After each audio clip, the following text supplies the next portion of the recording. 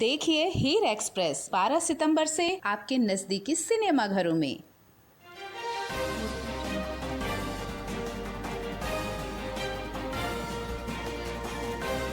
कर्मा तिहार के रंग में डूबा मुख्यमंत्री निवास। सीएम साय कर्मा तिहार 2025 कार्यक्रम में हुए शामिल। सीएम ने कर्मा दलों को सम्मानित कर किया प्रोत्साहित। बलरामपुर में बांध टूटने से 5 की मौत, इनमें बच्ची समेत 3 महिलाएं शामिल। 2 लोग अभी भी लापता।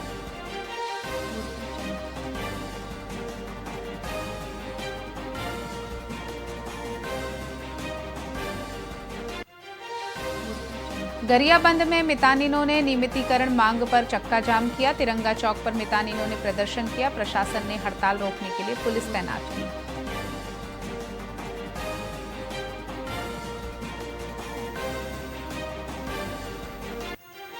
दुर्ग जिले की शिक्षिका डॉक्टर प्रज्ञा सिंह को मिलेगा राष्ट्रीय शिक्षक पुरस्कार। गणित पढ़ाने की अनूठी विधि से शिक्षिका को मिली पहचान। शिक्षिका ने लूडो सांप सीढ़ी से पढ़ाई को बनाया आसान।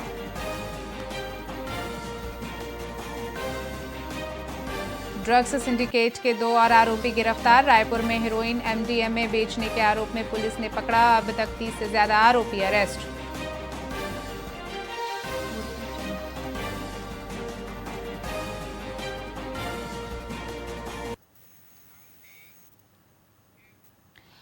नमस्कार, स्वागत है आपका वीआईपी न्यूज में। मैं हूं आपके साथ डॉक्टर रानी और रुक करते हैं छत्तीसगढ़ की खबरों की ओर। बेमेतरा शहर के मध्य स्थित कांग्रेस भवन की वैधता को लेकर विवाद गहराता जा रहा है। व्यवसायी पन्नालाल तिवारी ने कलेक्टर को शिकायत देकर आरोप लगाया कि ये भवन घास जमीन पर बिना विभागीय स्वीकृति के अवैध रूप से बनाया गया है। इस भवन को अब जबरन कॉम्प्लेक्स बनाकर हर महीने 35,000 रुपए किराए के नाम पर वसूले जा रहे हैं। वहीं बिजली बिल और नगर पालिका टैक्स वर्षों से जमा नहीं किए गए हैं, जिससे विभाग को लाखों रुपए का नुकसान हुआ है। शिकायतकर्ता ने कांग्रेस के पूर्व जिलाध्यक्ष बंशी पटेल और लुकेश वर्मा पर वसूली करने का आरोप लगाया है। पन्नालाल तिवारी ने बताया कि ये उनकी कलेक्टर से की गई तीसरी शिकायत है, लेकिन अब तक कोई कार्यवाही नहीं हुई है। कांग्रेस भवन गर्ल्स स्कूल के सामने है, जो पूर्णतः अवैध है। मेरी दुकान में ताला लगाने बंशी पटेल और लुकेश वर्मा पुलिस लेकर आए थे, लेकिन ताला नहीं लगा पाए। तो मैं सूचना के अधिकार के तहत जानना चाहा कि भवन की स्थिति क्या है। मेरे को पता चला, तहसील द्वारा जानकारी दिया गया कि इसका कोई रिकॉर्ड नहीं है, इनके द्वारा कोई टैक्स भूभाटक नहीं पटा है। नगर पालिका से भी रिकॉर्ड लिया तो वहाँ कोई भूमि निर्माण स्वीकृति संबंधी कोई कागजात नहीं है। मैं चाह रहा हूँ कि उसमें कार्रवाई हो, अवैध हो तो अवैध जैसा उनके खिलाफ कार्रवाई किया जाए। ये एक जो व्यवसायी है यहाँ के, उन्होंने शिकायत की है कि एक भवन जो है वो अवैध रूप से आवंटित हुआ है और उससे वो अवैध तरीके से जो किराया वसूल कर रहे हैं। उसके संबंध में एसडीएम को मैंने बोला है, उसकी जांच करेंगे और अगर वो अवैध रूप से हुआ है तो उस पर कार्रवाई करेंगे। इस बार गणेश विसर्जन और ईद मिलादुन्नबी एक ही दिन होने के चलते दुर्ग एसएसपी विजय अग्रवाल ने थाना प्रभारी और अधिकारियों के साथ बैठक कर सुरक्षा व्यवस्था के पुख्ता इंतजाम करने के निर्देश दिए। उन्होंने जुलूस के मार्ग तय करने और समय सीमा में आयोजन की सख्ती से पालना के निर्देश दिए। पंडालों में भीड़ और चाकूबाजी की घटनाओं को लेकर भी पुलिस को सतर्क रहने को कहा गया है। जो आगामी गणेश विसर्जन का त्यौहार है एवं ईद मिलादुन्नबी को दृष्टिगत रखते हुए एवं आने वाले त्योहारों को दृष्टिगत रखते हुए जिला प्रशासन एवं पुलिस के द्वारा जो विभिन्न समाजों के व्यक्ति हैं, जो संभ्रांत नागरिकगण हैं, उनकी उपस्थिति में एक बैठक रखी गई है। बैठक का मुख्य उद्देश्य जो त्योहार है उन्हें शांतिपूर्ण तरीके से मनाना एवं कानून और सुरक्षा व्यवस्था को बनाए रखते हुए संपूर्ण कार्यक्रम को संपन्न करने हेतु उपयुक्त बैठक को आयोजित किया गया है। साथ ही सभी जो समाज प्रमुख हैं उन्हें हिदायत दी गई है कि चूंकि माननीय उच्च न्यायालय एवं सर्वोच्च न्यायालय के द्वारा डीजे के प्रयोग पर प्रतिबंध है, इसलिए पूर्व में इसमें दिशा निर्देश भी जारी किए गए हैं और उन्हें प्रयोग न करने के लिए हिदायत दी गई है। साथ ही साथ कानून व्यवस्था को बनाए रखने में प्रशासन का सहयोग करने के लिए अपील की। दुर्ग जिले के चरोदा में एक ज्वेलरी शॉप में लूट की बड़ी कोशिश हुई। 2 नकाबपोश युवक बंदूक लेकर ज्वेलरी शॉप में घुसे और संचालक नितेश जैन को डराकर सोना देने की धमकी दी, लेकिन ज्वेलर संचालक ने हिम्मत और सूझबूझ दिखाई। उन्होंने सामान देने से साफ इनकार कर दिया और आरोपी को पकड़ने का प्रयास किया। अचानक हुई इस कोशिश से घबराकर दोनों आरोपी मौके से भाग निकले। इस घटना के बाद आरोपियों ने रायपुर में एक और वारदात को अंजाम दिया, जहां लोगों ने एक आरोपी को पकड़ लिया। रायपुर पुलिस की पूछताछ में आरोपी ने दोनों घटनाओं को कबूल किया, जबकि उसका दूसरा साथी अभी भी फरार है। बिलातीन थाना क्षेत्र अंतर्गत जी रोड के किनारे नितेश जैन करके एक ज्वेलर्स हैं, जिनका ज्वेलरी शॉप है।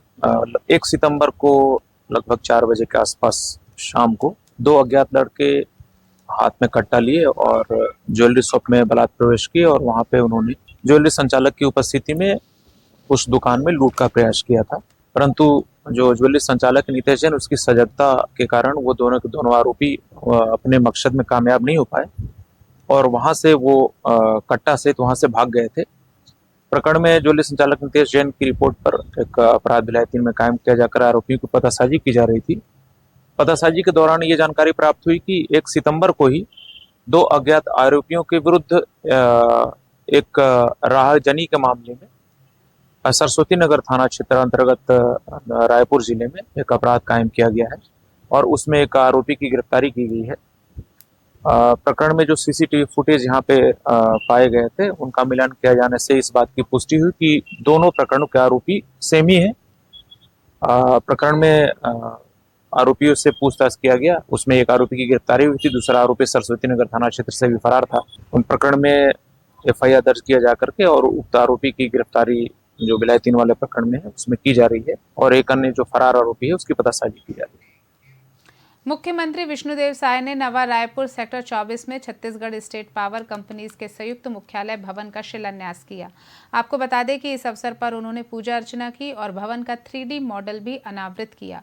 उन्होंने कहा कि यह भवन तीनों पावर कंपनी के बीच समन्वय को मजबूत करेगा और उपभोक्ताओं को एक ही स्थान पर सभी सेवाएं मिलेंगी। वहीं मुख्यमंत्री ने एक पेड़ मां के नाम अभियान के तहत पौधारोपण भी किया। एक तो गणेश महोत्सव का एक पावन अवसर चल रहा है। मैं सबसे पहले समस्त छत्तीसगढ़ वासियों को गणेश महोत्सव की बहुत बहुत बधाई और शुभकामना देता हूं। और आज बड़ा सौभाग्य का विषय है कि हमारे जो पावर कंपनियां हैं, उनके संयुक्त भवन का आज शिलान्यास कार्यक्रम यहां पर संपन्न हुआ है और 217 करोड़ रुपये लागत से ये भवन बनकर तैयार होगा 3 वर्षों में। और ये हरित ऊर्जा से युक्त होगा, सोलर और ऐसा पहली बार की दीवार में भी मतलब उससे भी पावर जनरेट करके बिजली इस भवन में उपलब्ध होगी। तो ऐसा शायद पहला भवन छत्तीसगढ़ में बनने जा रहा है। तो मैं इसके लिए विद्युत विभाग, पावर कंपनियां और पूरे छत्तीसगढ़ वासियों को भी बधाई देता हूं, शुभकामनाएं देता हूं।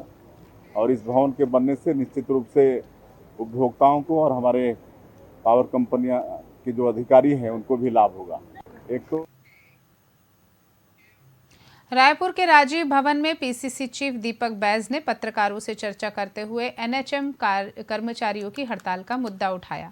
उन्होंने कहा कि सरकार ने वादा करके वोट लिए, लेकिन अब 16,000 से ज्यादा कर्मचारी 15 दिनों से हड़ताल पर हैं और उनसे कोई बात नहीं कर रहा। बैज ने कहा कि हड़ताली कर्मचारियों को रोकने और जेल भेजने की धमकी दी जा रही है। इस दौरान रविंद्र चौबे ने भी कहा कि कांग्रेस पूरी मजबूती के साथ विपक्ष की भूमिका निभा रहा है। उन्होंने भूपेश बघेल के जन्मदिन पर अपने बयान को लेकर चल रही अटकलों को भी खारिज कर दिया। लूटने के लिए पखवाड़ा बना रही है। किस प्रकार की सेवा पखवाड़ा, मैं पूछना चाहता हूं भारतीय जनता पार्टी के नेताओं से। एक तरफ 10,000 स्कूल बंद, मितानिन हड़ताल पर, किसानों को खाद नहीं, अब बस्तर में बाढ़ का हालात, बिजली बिल महंगा, किस प्रकार का सेवा पखवाड़ा? ये नौटंकी नहीं तो क्या? ये सेवा पखवाड़ा नहीं, ये नौटंकी है और छत्तीसगढ़ को ये लूटने वाला पखवाड़ा। जहां मेरी बातें नहीं पहुंच पाई, फिर से कहना चाहता हूं, आदरणीय अध्यक्ष जी के नेतृत्व में प्रदेश में हम मजबूती के साथ लड़ाई लड़ रहे हैं। कोई बीच में ऐसी बातें जो हुई है, ऐसी कोई बात नहीं है। और माननीय भूपेश बघेल जी के जन्मदिन में कही हुई मेरी बात को भ्रमपूर्वक जो बातें सामने आई, अब मंच से जो बातें किसी के आशीर्वाद देने, शुभकामना देने में जो बात कही गई थी, मैं ऐसा मान के चलता हूँ फ्लो में अगर वो बात कही भी गई थी तो वो बातें नहीं थी जो प्रेस में आया। कोरोना काल से निलंबित एक्सप्रेस ट्रेनों के स्टॉपेज को लेकर लंबे समय से हो रही मांग के बाद बिल्हा स्टेशन पर 4 ट्रेनों का ठहराव बहाल किया गया। विधायक धर्मलाल कौशिक, केंद्रीय राज्य मंत्री तोखन साहू, क्रेडा अध्यक्ष भूपेंद्र सिंह सवन्नी समेत सैकड़ों लोगों की मौजूदगी में ट्रेनों को हरी झंडी दिखाकर रवाना किया गया। इस मौके पर स्थानीय लोगों ने केंद्र सरकार का आभार भी जताया। क्षेत्र की जनता लगातार मांग करते रहे कि ट्रेनों की स्टॉपेज पुनः प्रारंभ होनी चाहिए। इसके लिए चाहे बिल्हा हो, चाहे करगिरो कोटा हो, गौरेला पेंड्रा हो, पूरे क्षेत्र के लोग मांग करते रहे। और न केवल हम बिल्हा और बिलासपुर की बात करें, बल्कि छत्तीसगढ़ के हम लोग जहाँ भी जाते हैं ट्रेन की स्टॉपेज के लिए मांग करते रहे।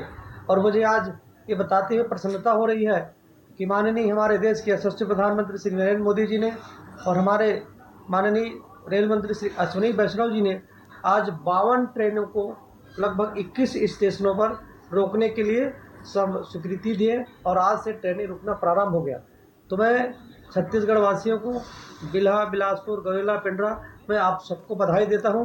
आवागमन में एक जो महत्वपूर्ण साधन है हमारे रेल के सिंह और ट्रेनों के माध्यम से हमारे जो दूध वाले हैं, फल वाले हैं, सब्जी वाले हैं, इन लोगों को भी स्टॉपेज बढ़ने के बाद में इनके व्यवसाय में भी वृद्धि होती है।